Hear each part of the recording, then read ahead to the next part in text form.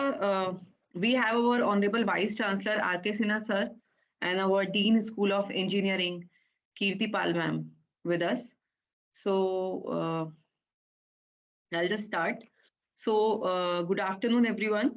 Firstly, I take this opportunity to welcome our esteemed speaker, Professor Marco Maretto, and I also express my gratitude to our Honorable Vice Chancellor, Sir, Professor R.K. Sinha, and Dean School of Engineering, Dr. Kirti Pal ma'am, for supporting Department of Urban and Regional Planning, Gautam Buddha University, for organizing this valuable lecture.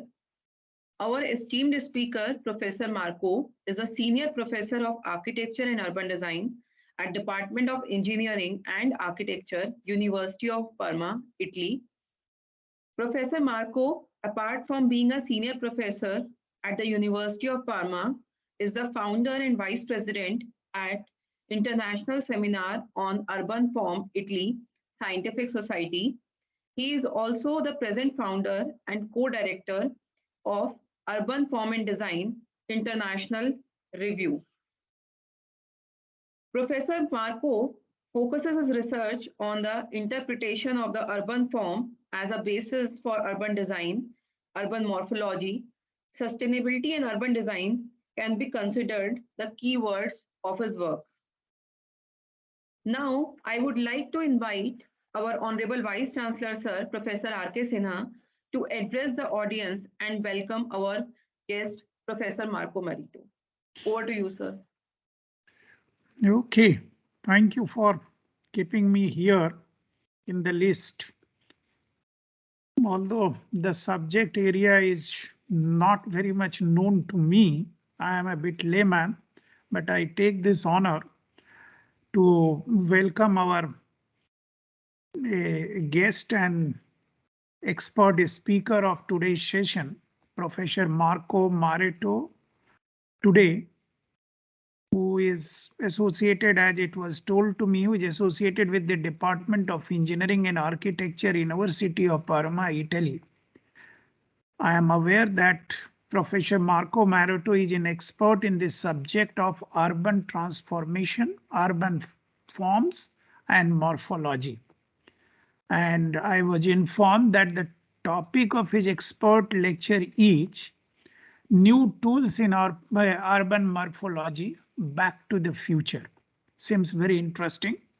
It is quite fascinating subject as every urban area keeps evolving its form in a very natural and organic pattern, just like every organism grow in nature.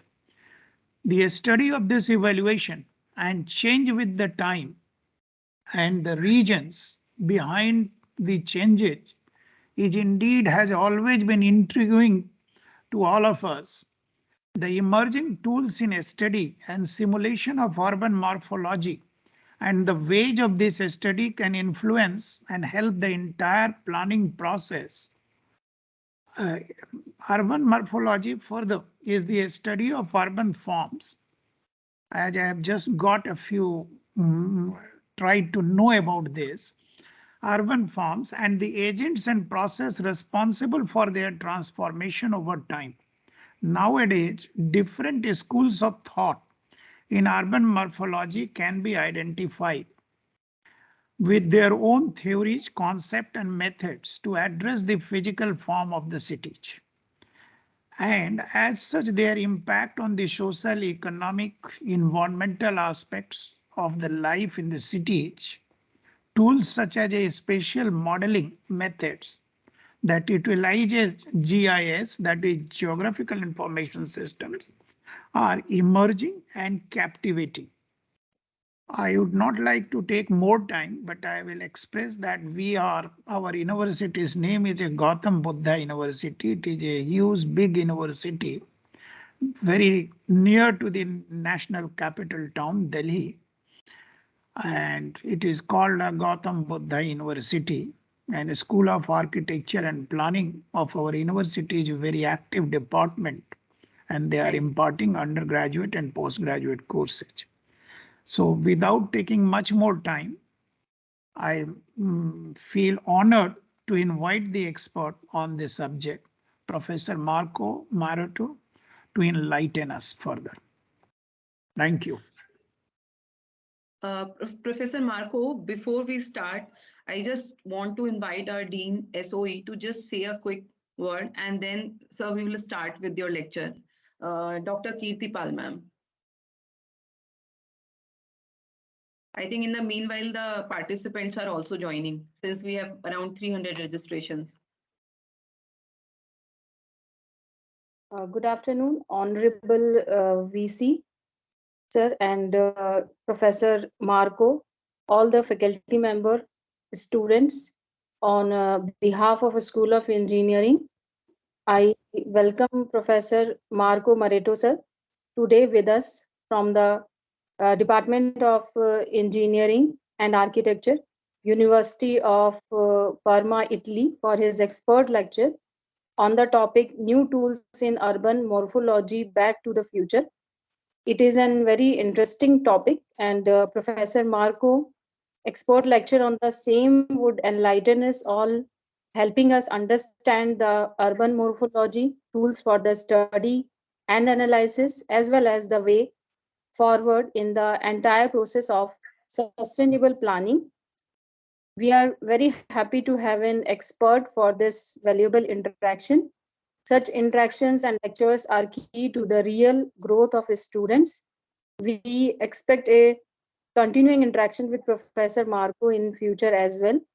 I feel proud of our University School of Engineering and Department of Architecture and Planning for organizing such enlightening session. Thank you. So with this, now I would like to invite Professor Marco Maretto, and let's dive into the ocean of urban morphology as we will listen to Professor Marco Maretto expert lecture. Over to you, sir.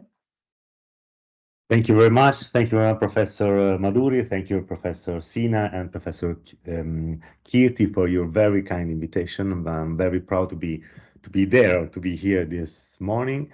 It's really an honor, and so you already presented myself. So I think there are no other words to be used. If you agree, I will share my screen for the lecture.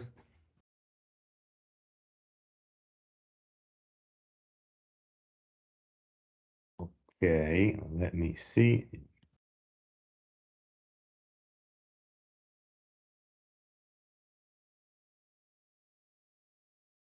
You can hear me? Yes, we can see your Okay. screen. You can see my screen. Very good. Here it is. All right. Oops, sorry. Okay, if you can hear me and you can see my screen, I would start the lectures. Well, first of all, the lecture is based on an ongoing research that I'm leading for the University of Parma, together with the TU Delft and the University of Rome La Sapienza. It is an ongoing research because new tools in urban morphology is something quite, let's say, original in the way that we are trying to find out new tools for the urban analysis on the long tradition of the urban morphological studies. Urban morphology, maybe many of you know it already, is a discipline born more or less at the beginning of 50s in Italy, in Venice first, and then in Rome, and then it followed many different branches in England with the Geographical School of Michael Conzen, or nowadays with the UCL and Space Syntax, in Spain and in many other countries. But all these studies were grounded on the typical European 16 to 70 to 70s. A typical European city with the problem of the society belonging to the 50s, to the 60s, and to the 70s. Nowadays, we know almost everything has changed, or everything is changing from a social point of view, from an economical point of view, and even the cities are changing very, very fast. We know that maybe more than ever, the city is going to be the center of the future of our globalized society. So we thought it was the right time to find out new tools in order to be much more sharp and effective in urban analysis, in the analysis of the urban fabrics of the contemporary city. Why Back to the Future? Well, when we think to the contemporary city, we are used to read many different concepts, many different adjectives. You know, the contemporary city, it could be or it should be sustainable. It will be smart. It should be inclusive. It should be porous, and many other adjectives. The only thing we know for sure is that the smart technologies are absolutely reducing our everyday, our let's say daily, rates of movement. And that is very important because at the end of the day, based on any kind of adjective, on any kind of concept we can use for describing the contemporary city, maybe the first one or the most important one that is common more or less all over the world is, I believe, in my opinion, the one of proximity. The proximity city is the first concept for the contemporary city for the future. But because thanks to smartphones, smart devices, or whatever, we can do whatever we want, wherever we want, when we want. So we don't need anymore to move, to go somewhere to do something. We can do it at home. We can do it in a park. We can do it anywhere we want. So the role and the concept of proximity is absolutely maybe the first real new concept for the contemporary city. But together with proximity, already Carlos Moreno used to remind us that we should put other concepts in describing the contemporary city. Proximity, diversity, density, and of course, ubiquity. But if we think it carefully, the concept of proximity, diversity, and density, they could be easily applied to any historical city all over the world. The historical city used to be a proximity city. They just used to move on foot, or on horses, but basically on foot. They had no cars, no trains, and nothing. So the historical city used to be a proximity city. But once again, the historical city used to be a diversity city, because at the end of the day, people belonging to different religion, different classes, different cultures, they used to live together in a very different way, but they used to be within the common envelope of the historical city. So the historical city used to be a proximity city, a diverse city, and then a very dense city. So proximity, diversity, and density are, at the end of the day, the same concept we can use to describe any kind of city, the historical one till to the contemporary one. The only very new thing is the concept of ubiquity, that thanks to the smart technologies, it's really something that helps us to do whatever we want to do in any place. Really, just think, using our smartphone, we could chat with friends, attend to lectures, buy goods, buy tickets for travels, and we can work, of course, and so on. That is very, very new. That is why reusing the famous word used by Peter Buchanan in his famous article for Architectural Review in 2015, we add to the title Back to the Future, because somehow, right, thanks to the smart technologies, we are coming back to the rules, to the concept, to the basic concept of historical cities in a very futuristic way, let's say, in this sense. The concept of proximity city then allowed us to think and to ground on two more, let's say, operative concepts. The first one is the one of neighborhoods. The future city will be organized probably in many neighborhoods, each one underlying different communities that create and transform and perform the contemporary city. It is a very complex concept, actually, and we're not to talk about it today, maybe in next future, but just think that in history, all the multi-center, normal trade cities used to be formed by neighborhoods. But the most important context when we talk to the proximity city is the one of public space. Public space is very important, and actually it is having a new kind of importance in the nowadays for the contemporary city, because the public space is the place from which we can read the city, we can analyze, let's say, the city, and this is very typical, and it belongs to all the different schools of urban morphology, all of them, from Saverio Muratori for the Italian school to Bill Hillier for the British school, or even Michael Conzen from the other British school, the geographer school. They used to walk in the road, walk in the squares, and from the road, from the squares, from the public space, they used to read the urban fabric, to read the city they were walking in. But we can not just read the city within the public space, we live the city inside the public space. The public space is the place where the Romans or the Latins used to use the word civitas, where all the citizen, where all the city intended as the group of citizens used to show themselves, to mirror themselves within the urban fabric. But public space is then also the place from which we can design the city, right? Because it's the place, the first place of the knowledge for the city, the first in its material and immaterial features. It is right the first place from which we can start to design the city. Also because public space is at the same time a physical space and a social space.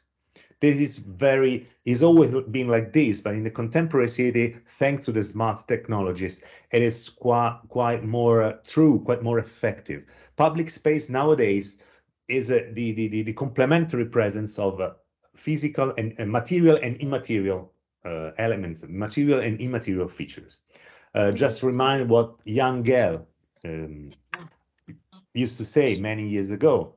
He used to say that the way through which citizen use the public space is, well, mirror the way through which citizens live their city. This is why thinking at the beginning on new tools for the urban analysis, new tools for the urban morphology in particular, we thought that it could have been very important to map the urban pedestrian flows. So to map how people move within the public space and how people stay within the public space. To map pedestrian flows, in our opinion, seems to be a very important let's say, beginning path of a renovation for the urban analysis. Why just the pedestrian path? Why just the pedestrian movement and not all kind of movement? Because, well, we know very well, when we move on foot, pedestrian movement is the closest way of relationship between citizen and urban fabric. Is moving on foot, then we can see, we have time to see, to touch, to talk, to interact with the city in its material and immaterial aspects. First of all. Second of all, because the concept of proximity city, at the end of the day, are forcing us to use food and not cars. I'm not saying that the future city will be car-free. I don't believe it. But for sure, it will be a city in which the use of car it won't be absolutely necessary. We should use food for our everyday life, and then we will use cars or public transportation for the medium and long distances. But so at the end of the day, the same concept of proximity city are asking to use food, so are asking to think about, let's say, neighborhoods in which the pedestrian movement is hierarchical in front of the others. Third point, smart technologies are, as we said at the beginning of the lectures, are reducing our everyday rays of movement.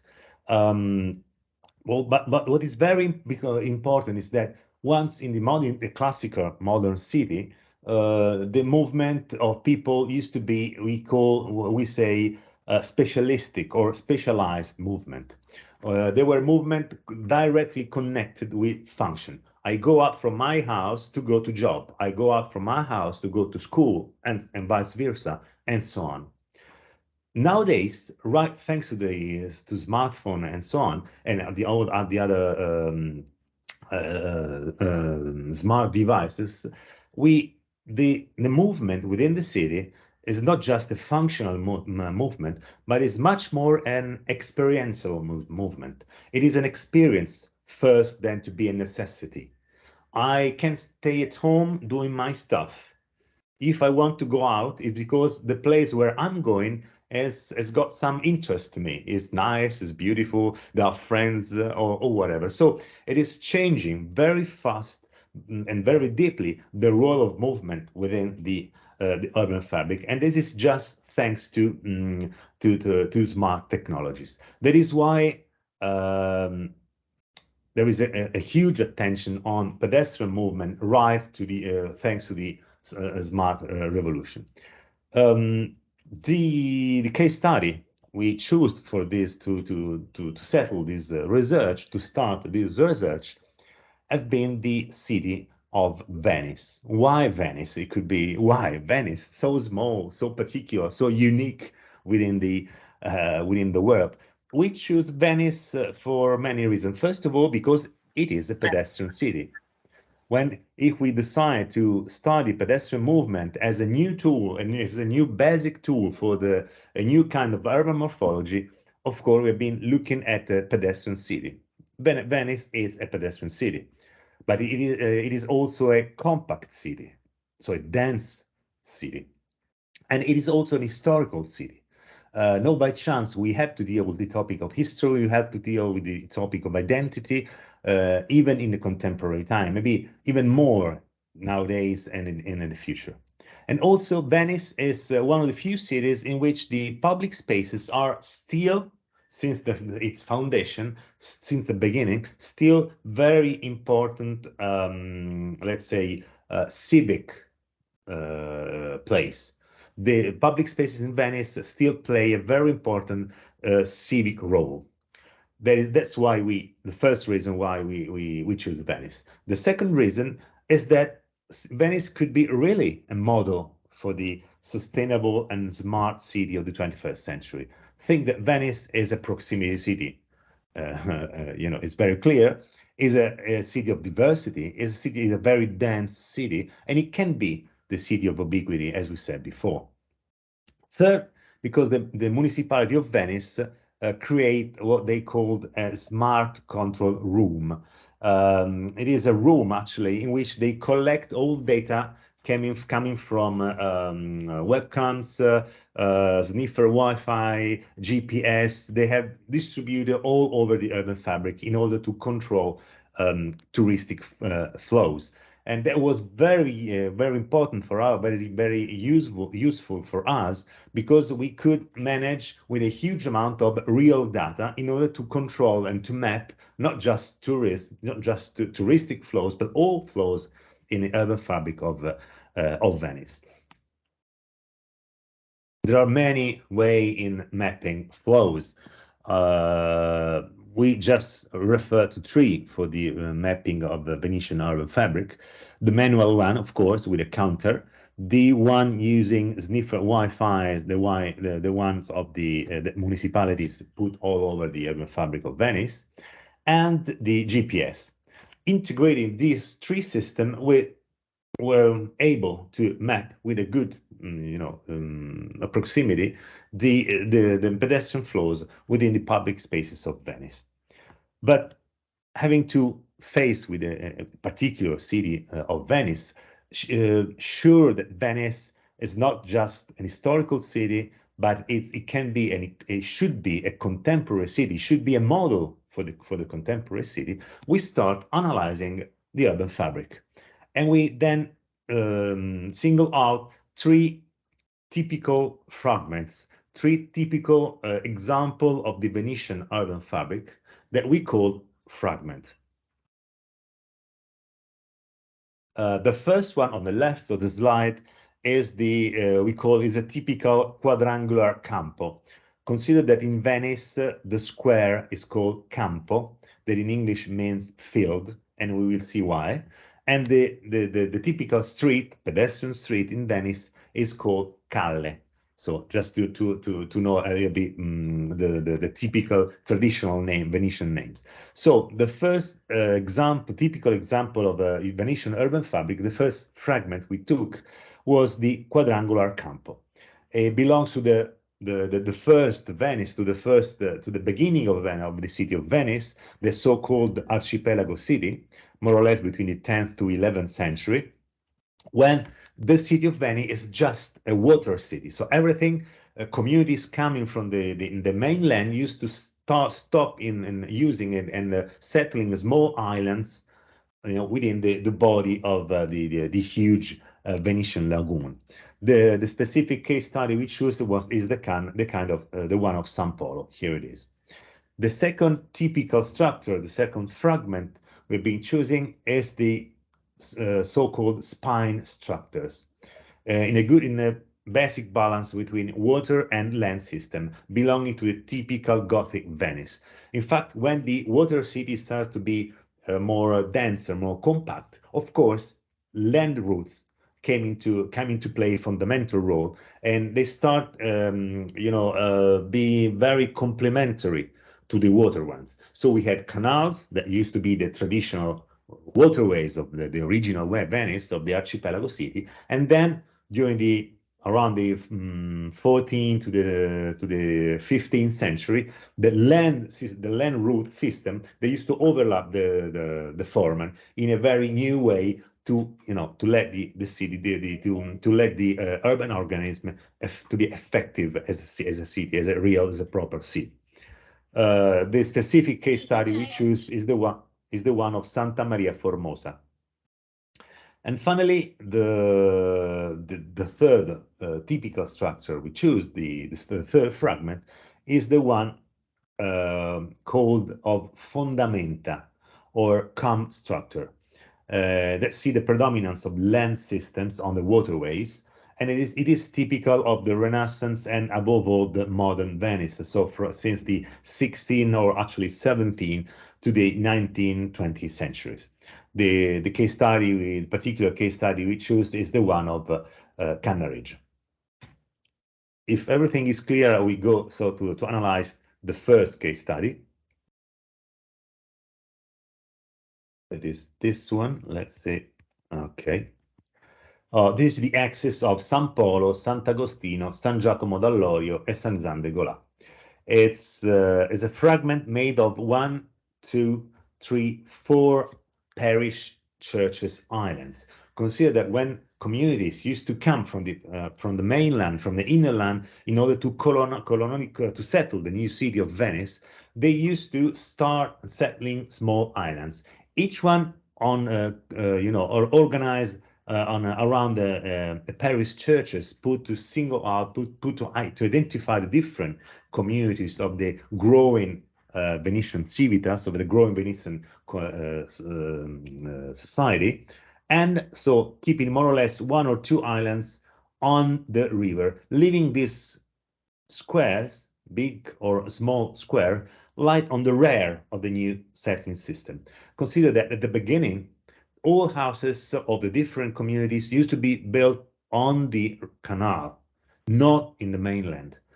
What it rests, the campo, this square, used to be called campo, that means fields. They were antinodal place where the different community used to place their stuff for fishing or goods for trading or whatever. But at the beginning, the water city, the archipelago city, used to be settled in different communities, each one identified by a parish churches, but all built up along the water edge, leaving the center of this island completely empty.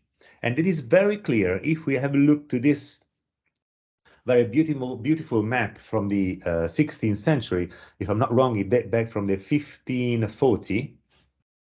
And it is quite clear that Campo San Polo, here it is, or you can see it here even better, it is already well paved. So in this case, in the 1540, in Campo San Polo, the transformation from a campo to a proper square, from the field to a proper square, it was already completed. But if we have a look to here, to San Giacomo d'Allorio, we see very clearly how this campo, it is still in a field condition. This square, it is not a square yet. We have two wells, but at the end of the day, is an unbuilt, completely unbuilt area. On this space, on this fragment, we start analyzing our pedestrian flows. First of all, we did this analysis, of course, for 365 days in 1 year during the 2022, and we organize 3 time lapse per day from 9 to 9:30, from 12 to 12:30, and from 5 to 5:30 p.m.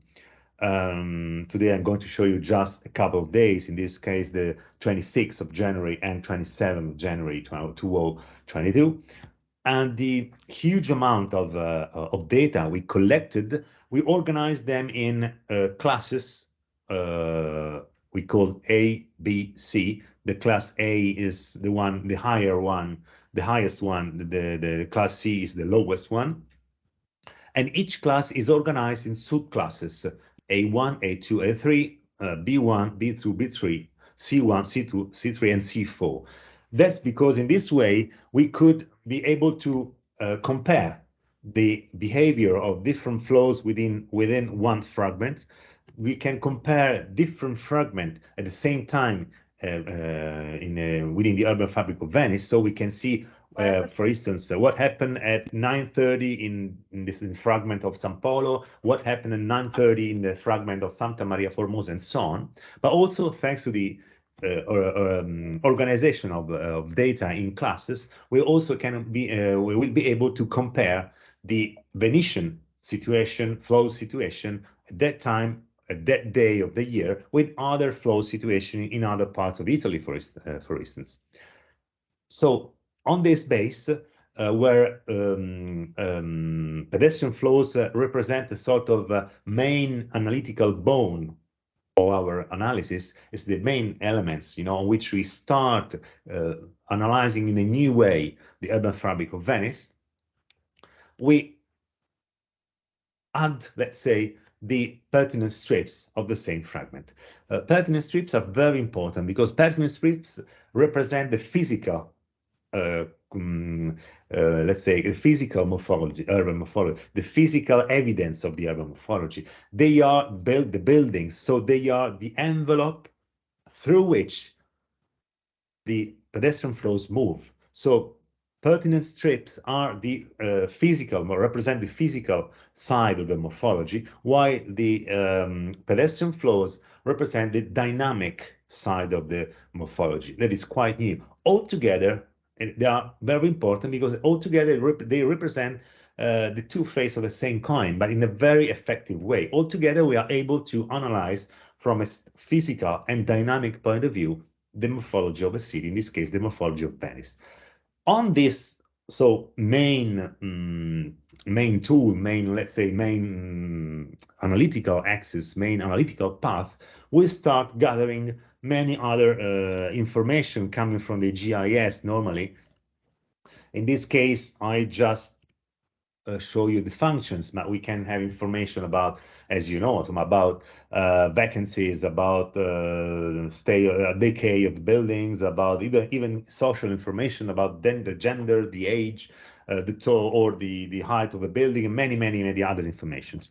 But all these data coming from GIS have been added to the structure of the flows and pedestrian and pertinent strips in order to try to create a new complex but dynamic tool of urban analysis. In this case, what is interesting to notice, in fact, is that all the, as much as the flows are high, as less the urban fabric is residential. And on the opposite, as much as the flows are low, as much as the urban fabric is residential. That means that all the non-residential activities, basically commercial activities on the ground floors, because we are in Italy, we are in Venice, are concentrated along the main flows axis. On the opposite, all the fringe belt, all the edge of the fragment in blue, where the flows are lower, are characterized by basically residential activities. So, and it is true even when we compare this data with other kind of data from GIS. So there is a very, very deep relationship between flows, pertinence strip, and functions in this case. Going a little bit deeper on our methodology, let's see movement flows within these different campi, these different square. The first one, the tallest one, here it is, and also the smallest one is Sanzan de Gola. Here you can clearly see from 9 to 9:30, 12 to 12:30, and 5 to 5:30. Actually, at the end of the day, the only main flows is in the afternoon, and it is given by people coming back from the center of the city, because here is the center of the city with the Ponte di Rialto and Piazza San Marco. They come back and they go to the railway station and the bus station. So they are basically workers coming back home and living within the mainland and not inside the city of Venice. There is no by chance that that this campo, this square is very local. The flow is absolutely in the middle of the campo. It is strange. They don't go straight here. They go in the middle and then they reach the bridge to go to the railway station. And no by chance, no commercial activities are around this campo. It is just a residential campo. Something a little bit different is what happened with San Giacomo d'Allorio, the one just here. And then we will go to San Polo.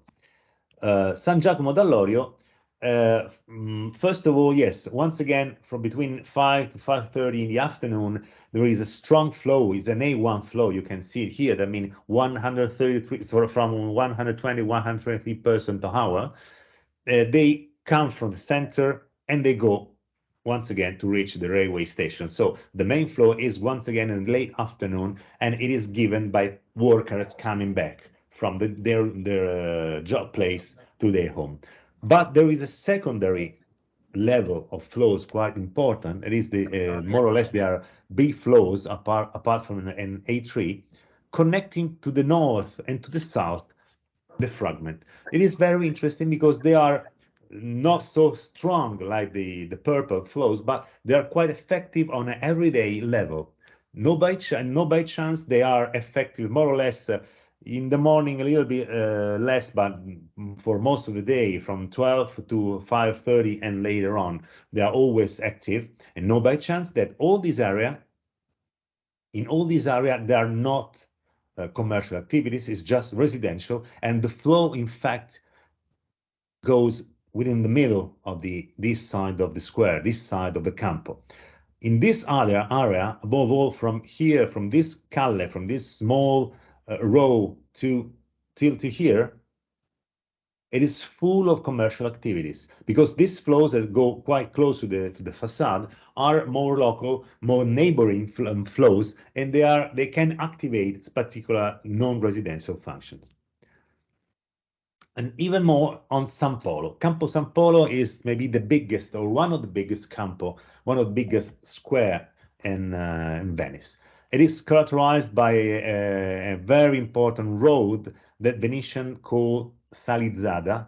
Salizzada in Venetian is the road with a very long and urban connection, so a very strong connection at the urban scale. And no by chance, for most of the day, since the 9 in the morning till the 5:30 in the afternoon, there is a very strong flow coming up and down, going to the center, to Ponte di Rialto and San Marco, and going to the west side of the city. This flow is very important, is always very continuous. A secondary flow, a green one anyway, so a B, in particular in this case we have a B2 and B3, is the one going to the north, going to connect the other campos we had just seen before, so it's Campo San Giacomo d'Allorio, Sanzan de Gola. The only strange thing is that all the commercial activities are concentrated in this area. There are no commercial activities along this path, just something up here. And the secondary very strange thing is that there are no crossing, no diagonal crossing of the campo in any direction. So if I'm coming from the north and I want to go to west, I go like this and then like this, instead of cutting the campo in a diagonal way. There are two reasons. One is morphological, and is given by the fact that this axis, this path, used to be a canal. You see here, it used to be a canal going from the north and coming to the south, just to here, just during the 18th century, have been filled up and transformed into a proper path. That means that all the building created here on the right hand side is not they are particular residential building, palazzos, so big family building that had not any kind of commercial activities, because at the beginning there used to be water here. So no commercial activities could be created, but just, you know, family and residential doors in order to cross the channel. But the second reason, the most important one that justified the fact that this big campo, this big square, is basically empty for all the days of the year, so it is basically not used, let's say, is this one. Together with flows analysis and the pertinent strips and the data coming from GIS, we use the software EnviMet to make an environmental analysis. The environmental feature is the environmental tool is the fourth tool of our new research of tools for urban morphology. Thanks to EnviMet, we did two simulations in 2020 and 2050, and you can see clearly here, but you can see also here, what happened. It happened that for most of the year, from springtime to September, the center of the campo experienced the so-called heat island effect.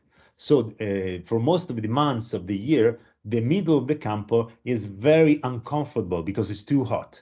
But even in wintertime, you cannot see here, but we did it in another analysis using EnviMet.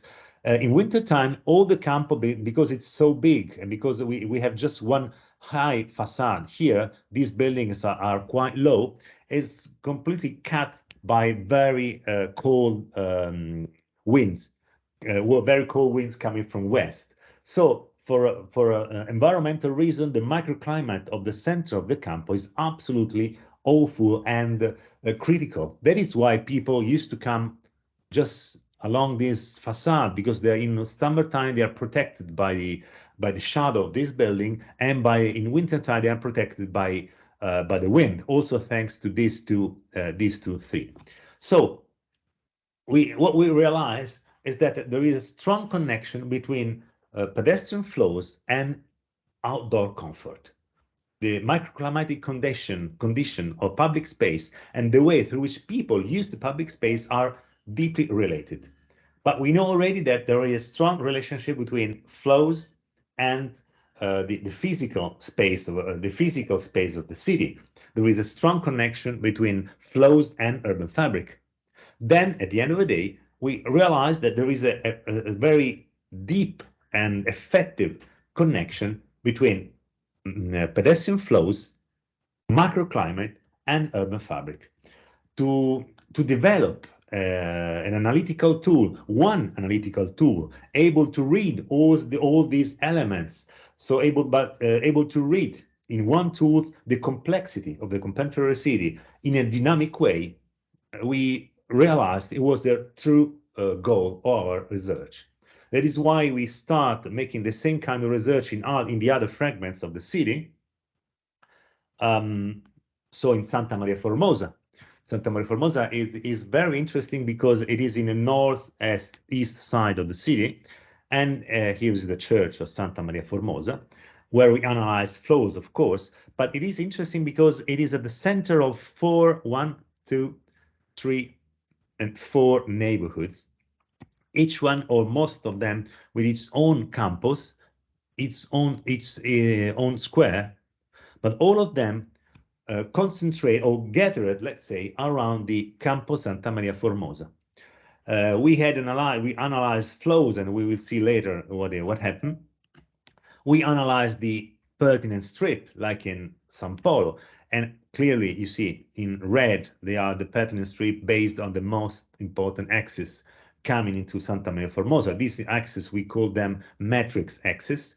We see then orthogonal path on orthogonal fabric, sorry, to this axis, and the fringe belt in blue of the neighborhoods. And of course, we gather on this on flows and pedestrian strip all the data coming from GIS. Once again, here are the functions, and here once again we see how specialistic non-residential function, basically commercial at the ground floor, follow the main axis, the matrix axis of the urban fabric, of the urban flows. Going to the detail, we see how the Campo Santa Maria Formosa is basically cut diagonally in this direction from southwest to northeast, with strong flows of people, above all from midday to the late afternoon, going up and coming back. But there is, so they are very effective at the urban scale, also because in somehow Santa Maria Formosa is plays a very important nodal role within the northeast side of Venice, and it is somehow the gate between Piazza San Marco down here and the Fondamenta Nuove and Nuovissime and the Arsenal of Venetian of Venice and the north side of Venice. But the secondary axis is also very important in a very similar way to what used to happen in San Giacomo d'Allorio. In fact, is the first one, if the first one act as at the urban scale and cut diagonally the campo, this second system of flows belonging to the B level, most of them, cut orthogonally the first one and used to act and to connect at a very neighborhood scale this district. Once again, no commercial activities at all are around this facade or around this facade, but all commercial activities are concentrated along this long facade, so along the second level flows classes, the neighborhood one, and just here, around the bridge, connecting the most important flows and also open on the campo. Once again, you see the parish church, all the parish churches in Venice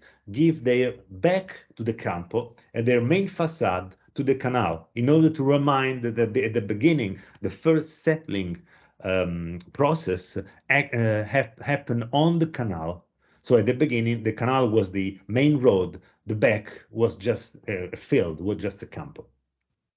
So that is very interesting, and that was possible and actually confirmed by the environmental analysis.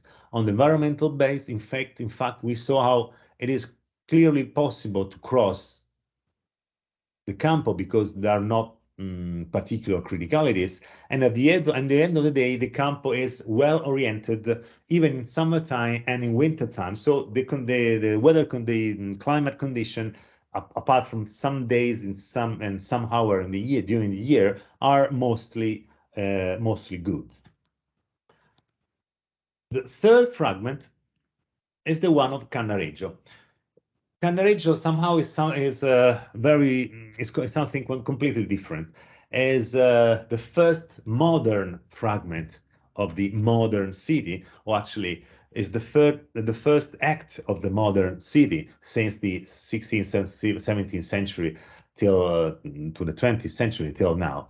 It is very particular because the Fondamenta is the name the Venetian used to call this road, because all the settling system is at the end of the day is summarized in this road. The typical Fondamenta system is made by one road, this one, and more or less an irregular but orthogonal urban fabric on the back. So all flows happen through this axis. That is very, very interesting, because we don't have anymore a campo square and a row, different kind of rows or calli or path coming into the campo or crossing the campo. We have a sort of almost a street square that is the Fondamenta, along which in the different along the different in the different days of the years, in the different during the three time lapse we've been analyzing, the urban flows more or less. This image is a synthesis of the work we have been doing. Of course, the work we have done. They are very strong coming from the south. Oops, sorry. Coming from the south and going to west to the Jewish quarter, and once again, but even if it's quite far, the railway station. But along the day, the real change is on the number of people using the same path. Here is very strong for most of the day, but from here to west, flows are very immediately lower than before. But even in the sometimes in the morning, you see some blue colors here. Flows are very, very low, and very low flows are also the one orthogonal to the islands. So it's something completely is a system completely mono with just one facade. Let's say it is made of one road, the fondamenta, one real facade, and one canal. The rest is absolutely spontaneous and irregular and informal. Anyway, we did the same analysis even from Cannaregio that confirmed our tools, our analysis, even on a functional base. Most of the non-residential functions are on the fondamenta, while the rest is basically residential. Once again, the fondamenta is very strict, has got very irregular facade, while the rear of the fondamenta are absolutely irregular. And this strange behavior is even enhanced by the environmental analysis. In fact, the fondamenta, right, because they have just one facade, so they face just in one direction. On an environmental base, they are B sides. They are double face, let's say bipolar, we could say, because in this case, this fondamenta face south. So the fondamenta experience an awful environmental condition for most of the months of the years. We have heat island effect very, very strong for mostly for all around the fondamenta. But on the opposite, you see, this is the canal. On the other side of the canal, close to the northern side of the fondamenta, the conditions are right opposite. It is humid, it is cold, it is windy in wintertime, and so on. So fondamenta is really strange, is really particular and critical from an environmental point of view. Consider that we have many examples of these fragments. The Serenissima, so the Republic of Venice, they used to they use this kind of settling system when they had to fill gap within the urban fabric, or to complete the urban margin, to complete the fringe belt. So they use it as a filling settling type, let's say. But what is interesting, in fact, we have many different kind of fondamenta. For instance, the fondamenta nuovissime are on the opposite. They had the fondamenta facing north and the rear of the fondamenta facing south.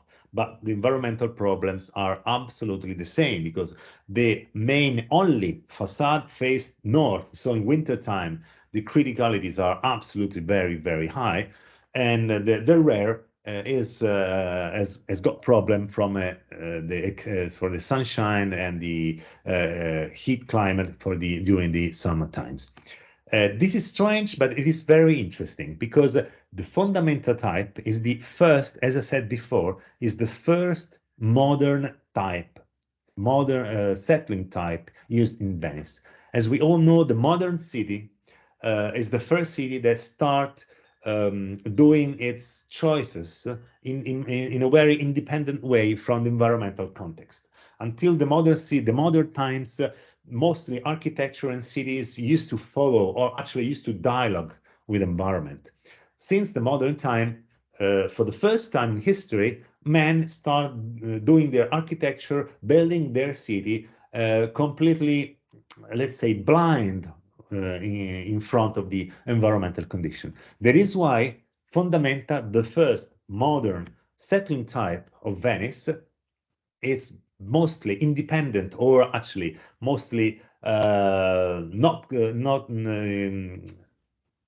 not open, not careful to the environmental conditions, and that is why nowadays this settling time from an environmental point of view is absolutely critical.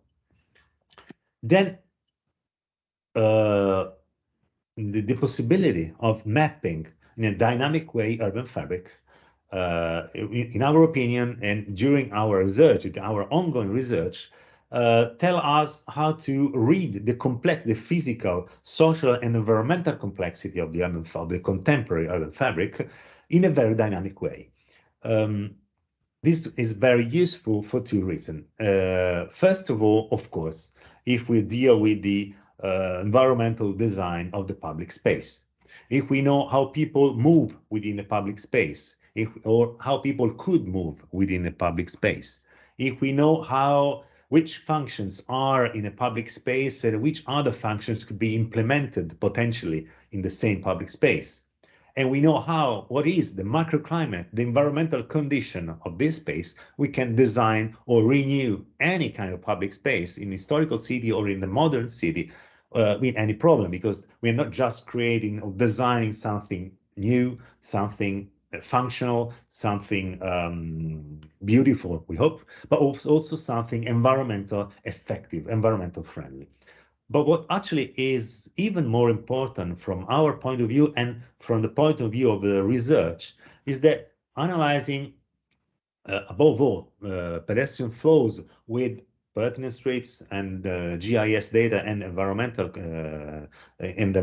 data, we can get a huge number of information, that can give us a very high number of values. For instance, just an example, we can have nodality values on the basis of the quantity of units per hour through which a given urban area is crossed. We can have the urbanity value on the basis of the speed of these flows, and in this case, as much as the speed is fast, and as low is the value of the urbanity, and vice versa, of course. And we can have values of relationship in order to consider the direction of this movement flows and so on. Maybe the most interesting of this, a bit among these values, is what we call the nodality values, because the nodality values is dynamic within the urban fabric, and it gives us and it represents somehow the the susceptibility of transformation of any urban fabric. And then it can represent the base, or let's say the hardware on which to put all the softwares or the regeneration programs of the urban design and so on. So what is interesting to us is that on a research base, all the information coming from these tools can give us an effective and dynamic analysis of the urban fabric, of the contemporary urban fabric, in which historical city and contemporary city are belongs to the same coin, let's say. They could be represented a good base for an aware design of the contemporary city.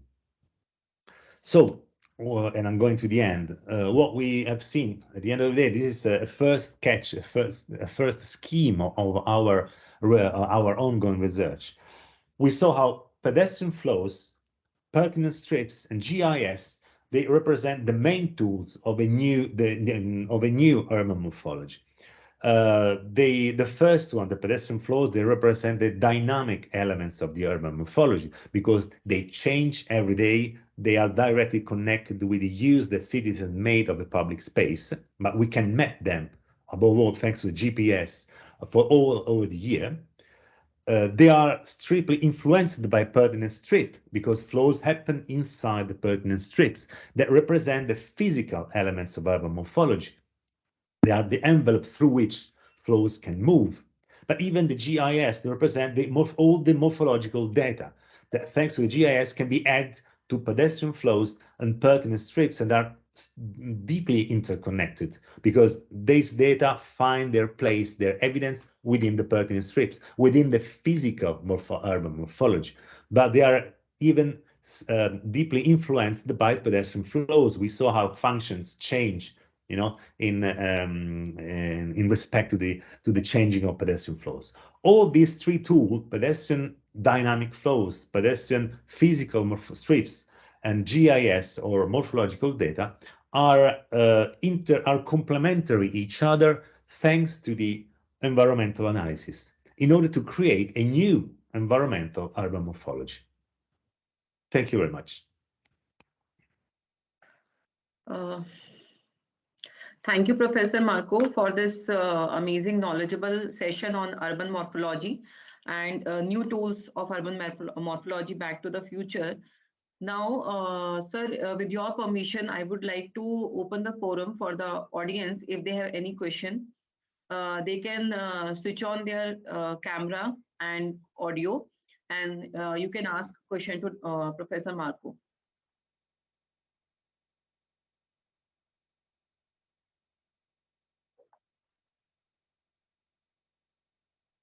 Anyone has any question from the audience?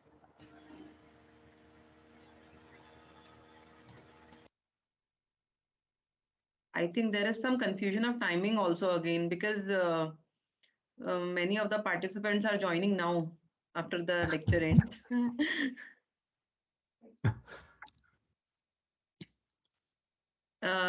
Radhika, would you like to ask any question to sir?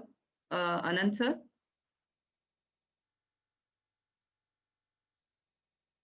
Guys, am I audible?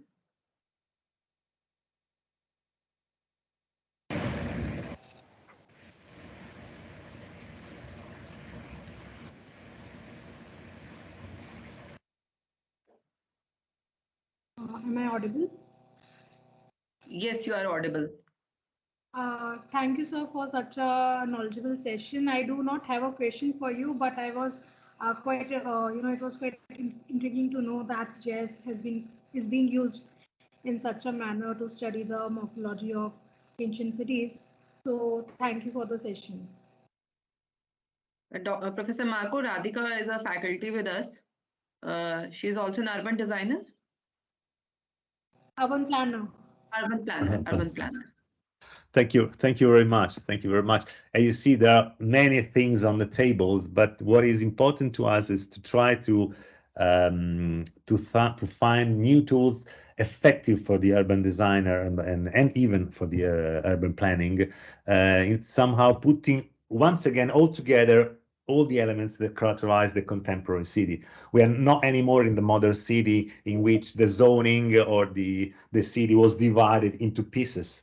Now we believe we are coming back, thanks to the globalization and so on, in a very holistic way of living the city and then designing the city. Any more questions from the audience? Yes. Sandeep sir, welcome to the lecture, but unfortunately lecture has ended. Sir was trying to join from past an hour. I don't know what's the issue. Any question from the audience? You can ask to sir. Sonam. Sonam, unmute yourself. Hello, sir. Am I audible, ma'am? Yes, you are audible. I would request all other to switch off their camera for a better network connection. Yes, Sonam, please go ahead. So, Professor Marco, sir, your lecture was quite enlightening. And actually, I am doing a PhD on children's independent and active mobility to school from the community. So I felt very much like your lecture was very helpful in the terms like the mapping and the kind of study, the tool you have utilized in mapping the pedestrian flows. So any suggestions on that? How could I use them for my topic, children's independent mobility? Well, that's a good question. I think that the independent mobility of children, above all, I think when they move from school to their house or whatever, it's a very interesting topic because children, they walk, children have a look around the place where they cross roads, they meet people. So I think that it could be a nice topic in which to test our our methodology, because they are a very small but very, very effective case study, let's say. So it could be done. It would be easy to be done because they move. Maybe they have a smartphone, or maybe they can have any kind of elements to that let you to follow them in their moving. So what is interesting is that when we focus on small, very specific topic like the children movement and autonomous movement, it sounds somehow everything is easier because it is easy to control where they go, how they cross the road, and it is possible through webcams, of course, or a device, or a smartphone, or whatever. There are many ways in mapping them, and I think it is very useful in order to think how can we redesign a neighborhood in order. Imagine we have a neighborhood with 2 or 3 schools. How can we redesign the neighborhoods that mean pedestrian path, crossing roads, traffic lights, and so on, thinking and on the base of the way they move? I think it could be very effective because maybe we don't know, but maybe they do too long path, or sometimes they could do smaller path or a safer path. It could be, I think, very useful to apply the morphological, the physical, and the pedestrian flows analysis to children autonomous movement. It could be very useful. Thank you for the question, because it's something we've never done, but I think it could be really very effective. Thank you. Thank you, sir. Thank you, Sonam, for the question. Professor Marco, do we have some time to take few more questions of the Yes, of course. session? Yes. Any more question from the audience? Kushik? Hello, I have a Okay, question. there is, please introduce yourself, Syed Aziz. Okay. Yeah, Saeed Aziz. I'm from urban designer from Bangladesh. I'm graduated from HKU, University of Hong Kong. I have a questions about currently I'm working in master plan projects in Cox's Bazar. It's a world longest beach. May I know how? I mean, what is the morphological character of the ocean and the heel and in these intersections? I mean, how it should be treated as an urban tissue, as an urban space in intersecting the hills and the sea. I mean, what would be the relationship between the two natural elements, and how we put human intersection spaces in these two junctions? I mean, how the space should evolve, and what is the role of the morphology? I mean, there is nothing clue. There is no clue from the two side, hill and the water. So I mean, so the lecture is very beautiful, and congratulations for the lectures. Yeah. Well, thank you very much. Well, your question is quite complicated because I don't know the case study, so I can give you a general answer. But consider this: that from a morphological point of view, the morphology is what is morphology is just the logical analysis of the logical form of any kind of things. So urban morphology is the logical form of a city. But from the morphological studies, all the territory transformed by man, so even by agriculture, but all the territory, apart from very natural ones like the Amazon forest or whatever, they are all they're all available to be analysis with the morphological tools. Consider that at the beginning of the civilization, men used to walk on hills, or actually they used to walk on ridges, and then they used to settle in different part of the countryside of these very natural systems. They just at the beginning followed their natural curves and the natural gradients or whatever in order to create their own settlement, their own settlement. Then they start, of course, being able to control the nature, and they start to to be stronger, let's say, with the nature. And it is correct, it is normal, then we have the proper city. But at the end of the day, from our opinion, when we face to a natural and an urban environment, we believe they are part of the same environment. There was a very famous American landscaper called J.B. Jackson. He used to say that city and countryside are part of the same landscape. And we believe it is like this. Morphological discipline has got many rules, different kind of methodologies. We don't have time to explain, but we could have in the future. But the fact is that we have the sea, we have the sea side, we had to settle or to let the sea to reach the sea. For instance, we had to keep the form of the natural morphology in order to introduce this within the physical urban morphology.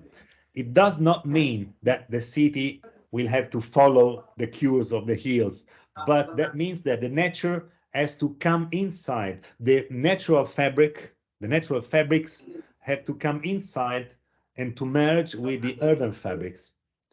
The urban fabrics are the strongest one. They have to maintain their power because they represent our life, they represent our civilization. But the two things have to intersect together, and then it is in the hands of the urban designer to decide when is the city that overlap the nature, and maybe in this case nature comes up just in the form of public gardens or garden squares, or when it is the nature that is dominant of the urban fabric, and then we have the public parks or even the open view on the sea and so on. So it's a very complex, I mean, it's just a general answer, but usually considering that we believe that we are dealing with fabrics, natural fabrics and urban fabrics. Our role is to integrate together in order to answer to our needs. So there is not a correct or a false answer. I think the true answer is the integration concept, let's say. I'm sorry, it's very general because we should apply to a specific case study, but I hope to have answered to your question. Yeah, thank you. I mean, it's quite relatable. Thank you. Okay, thank you very much. Thank you, Sayed, for asking the question and for being a part of the session. Any more question you would like to ask, sir, Professor Marco? Any question from the audience? Kushik? Yes, ma'am. Oh, please. Switch on your Am I camera. audible? Yeah, you are audible. Switch on your camera.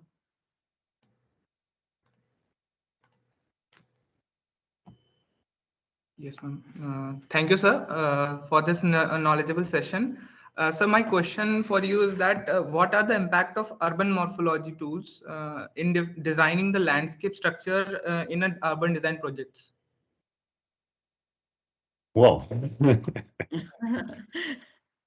well, actually, is the role. Well, urban morphology deal with the structural form of the territory, structural form of the landscape.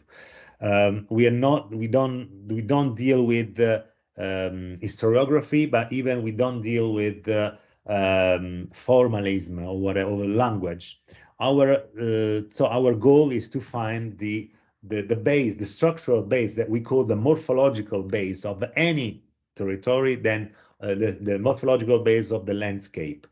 That is something that don't change over time, or actually change very slowly, while the cities or the life of people change, of course, very fast.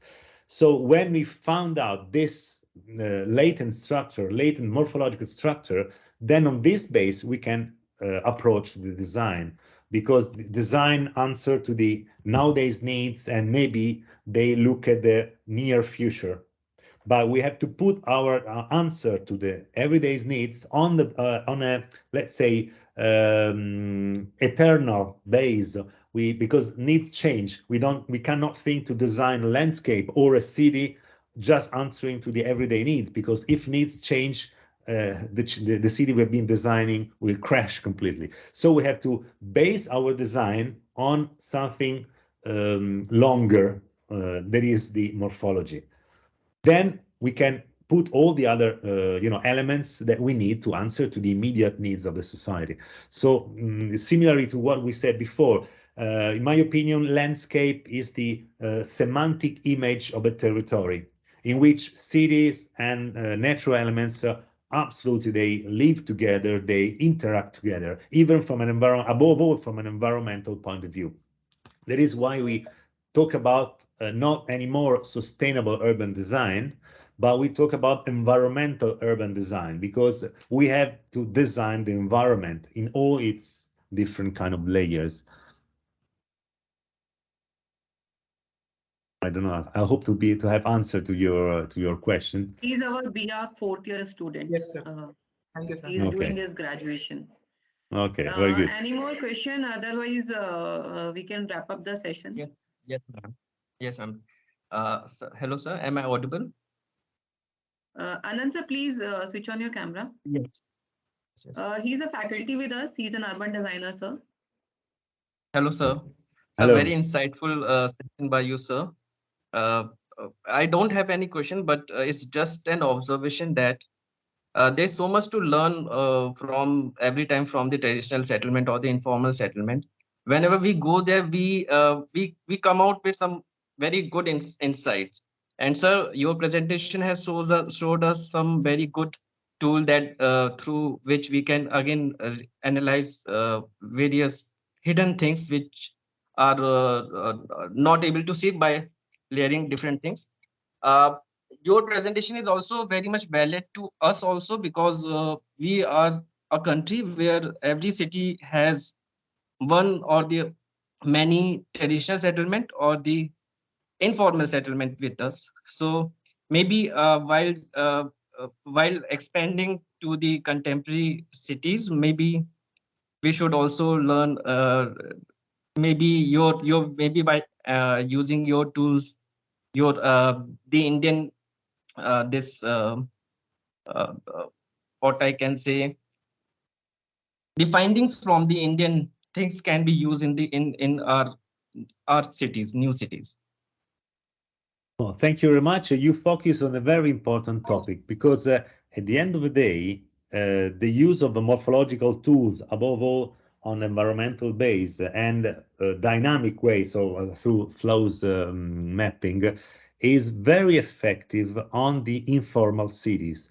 Because at the beginning, even the nowadays formal city like Venice, they used to be informal cities. This is something very interesting, because none of us thinks to the fact that at the beginning, in the origin, any city, all the formal Italian city like Venice or Florence or Rome, they used to be absolutely informal, but really informal, chaotic, irregular, just going on time. They slowly became formal city.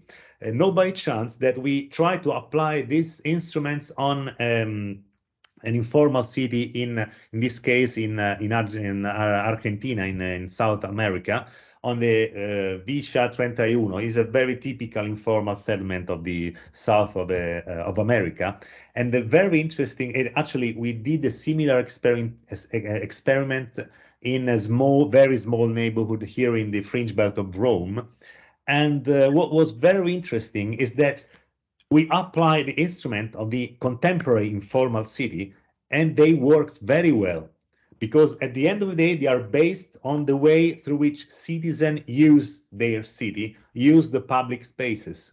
So informal city is a very, how to say, direct city. The urban fabric of informal cities are very, very, very direct.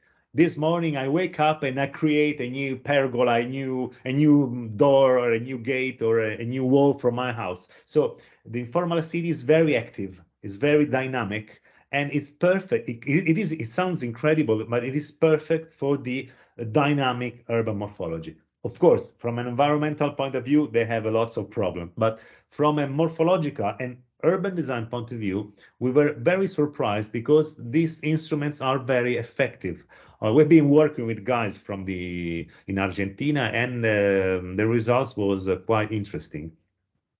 And it is a way to how to work on the informal city, not creating something from top down, but it was the right way to create something from the ground that used to structure the informal ground of a city in order to let it grow up according to its own processes. It was very interesting because the physical forms and social forms were dialoguing each other. So thank you very much for your question. And yes, consider that informal city at the end of the day is at the base of the morphological research. Thank you. Professor Marco, we'll just take one more question. I know the audience is going to flood the platform with a lot of questions. Your presentation actually was so good. Such kind of detailing was there. I'm also doing my doctorate, and I'm studying the morphology of Lucknow as a traditional Indian city. And I'm trying to relate it with the crafts of Lucknow. So to a major extent, it also cleared my doubts also. But right now there is architect Sahitya. Am I pronouncing right? Architect Sahitya? Yes. Yeah. Can you please switch on your camera and ask question to sir? Yeah. Hi. Hello. Hello. Hello, sir. Hello. Good to see your presentation. And I actually joined in very late. I just got the message about this presentation. So I was like in the last 15 minutes of the presentation. So I did not really get the whole insight. But I caught one point where you said this urban morphological tools, how they can help in urban planning. So basically, I'm an urban architect and urban planner, and I'm working with the development authority. So I would like you to put some more light on it, like how these morphological tools will help in zoning and planning a city. Yes, well, this is a big question. I just can tell you that, for instance, we are working with some municipalities in Italy, in particular the municipality of Parma, and right, because they were asking to us, they have to make a regeneration project of the city following environmental aspects, touristic aspects, because Parma is a very nice city, but is experiencing a new, very massive touristic flows within the urban fabrics. And from an economical point of view, in order to reactivate the commercial activities of the city after the pandemic. When we work on the physical, traditional, let's say, elements of the morphology of the city, together, but this is traditional, elements, physical buildings, functions, and so on. But when we put all this stuff together with the flows, pedestrian flows mapping, immediately we understand what is working within the physical city and what is not working. Because at the end of the day, people use public spaces according to their needs. And, in many, many cases in Parma, for instance, but even in Rome, we realize why, for instance, some roads used to be in economical crisis, and then that means that commercial activities used to close their doors, and some others were very, very crowded. We realized that maybe commercial activities should not be in that roads because they were very antinodal roads, where used to be roads with no pedestrian flows, or mostly no pedestrian flows. So working on flows, we can understand how the city really live, how the city really transform itself, and how the process of transformation of a city, where process of transformation of the city are going. Then putting together physical morphology, traditional physical morphology, with the dynamic morphology based on flows, together with the data of GIS and the environmental analysis, we can have a picture, a dynamic picture of the city. How to say, for the first time, we are trying to make an analytical framework of the city we are studying that is dynamic. So it's something that tells us really how the city behaves. And if we know how the city behave, we can say, okay, we can transform this area, we can improve these other aspects or these other neighborhoods. We can change the way through which the transportation can be organized. as we said before, answering to the guys about the children's movement within the urban fabric, we have a dynamic, true knowledge of the city on which we can base any kind of planning. We can decide to create a new neighborhoods where there is already interest and flows or possibility in improving these flows and so on. So the way through which what we call the environmental urban morphology can help the urban planning is this, to give to the municipality, to give to the policymakers the tools in order to read really how the city is and where the city could go in the next future, how the city will behave in the next future, because at the base is the way through which citizens live and transform their city. It's a little bit generical, but we know it is working. It is working in Parma. It is working in Rome, in the right center of Rome in this case. We've been doing some other experimentation in south of Italy in a city called Lecce, and so on. So we are seeing that we've been doing experience in Padua, always in Italy. So it's a new tool. That is why also the name of the lectures, new tools, but we are working a lot with the municipalities because, it is typical, at least for European municipalities, few money, lots of problems. Where can we put money? How can we drive our investment in order to have the best results with the minimum risk? And we are experiencing right in these months that this is a good way to guide them to do we hope the best choice they can do. We don't know, we will see in a few next 10 years, but that's at the moment it is working, and we are very happy about this. That's why we are continuing to research. I don't know if I've answered to your question. Yeah, it wasn't easy. May I ask what is the size of the municipalities you're working with in square kilometers? Pardon? I didn't hear you. What is the area of the municipalities that you're working with in yes, well, they are medium-sized cities, because Parma, Padova, and Lecce, more or less, they have not more than 1 million of inhabitants, and the medium size for Italy, of course. No, so the dimension is not very big. We are working with it basically within the consolidated city, so the city until the end of the 20th century. So more or less, we finished with the 90s of the 20th century. We cut off the fringe belt because in Italy and in Europe, the problem nowadays is to not use any new soil, or to save the urban soil to work within the existing urban fabric. So most municipalities are deeply concentrated within the center of the city. Even is the center in a wider dimension. Consider that Italian cities are very compact, very dense. Then there is the countryside around. So they're a little bit different, but yes, medium-sized city, basically. Okay, sir. Thank you. Thank you.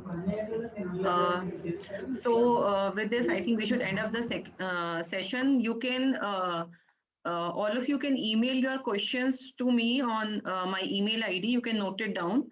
It's madhuri@gpu.ac.in. I'll forward your questions to sir. Sir, if you're comfortable, I'll forward the questions to you, and probably then we can answer the audience.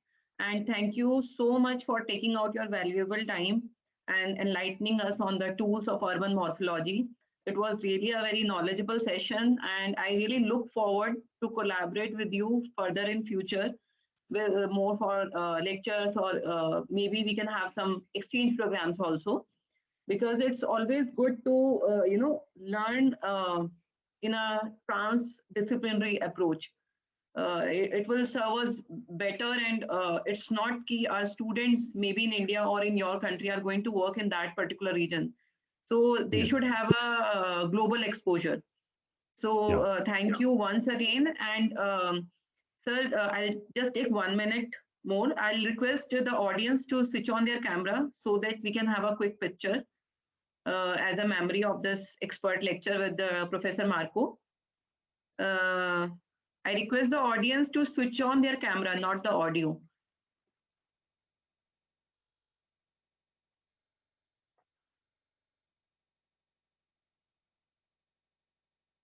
Okay, I think this is, people are still switching on. Fine. Yeah. So I have clicked the picture. Thank you so much, Professor Marco. I'll share the recording with you. Thank you very much, Professor Madhuri. Thank you really very much. And it was very interesting to me to be here. And I hope to have new opportunities to share our ideas and our research, of course. Yes, sir, definitely. So with this, I'll end up the session. And once again, thanks to all for joining us.